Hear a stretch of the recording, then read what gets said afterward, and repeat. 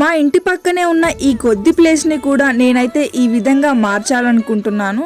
దానికోసం అయితే కొన్ని విత్తనాలు అయితే సేకరించి పెట్టాను. ఇక్కడ చూపిస్తున్నాను కదా, ఈ విత్తనాలు వచ్చేసి పనసపండు విత్తనాలు. పనసపండు తిన్న తర్వాత మిగిలిన విత్తనాలను అలాగే దాచేశాను. ఆ తరువాత చిక్కుడుగాయ విత్తనాలు, పపాయ తిన్న తరువాత వాటి యొక్క విత్తనాలు బూడిదలో వేసి ఎండబెట్టాను. అవి వాటి యొక్క విత్తనాలు ఇవి. ఇందులో అయితే కర్బూజా పండు యొక్క విత్తనాలు కూడా ఉన్నాయి. ఇవన్నీ మేము తిన్న పండ్ల నుండి అయితే విత్తనాలను అయితే సపరేట్ చేసి ఎండబెట్టి ఇలా ప్రిపేర్ చేసి పెట్టాను, వర్షాకాలంలో వీటిని నాటాలనేసి. ఫైనల్గా అయితే ఈ రోజు అయితే వీటిని నాటాలని సిద్ధం చేసేసాను.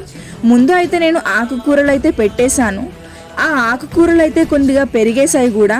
ఇప్పుడైతే ఇక్కడ పనసపండు యొక్క విత్తనాలను అయితే నాటాను. వాటితో పాటు చిక్కుడు గింజలు, కర్బూజా విత్తనాలు కూడా నాటాను. అయితే ఇంట్లో వేస్ట్గా ఉన్న కూరగాయలు ఆకుకూరలతో ఎలా పెంచాలో నెక్స్ట్ వీడియోలో చెప్తాను.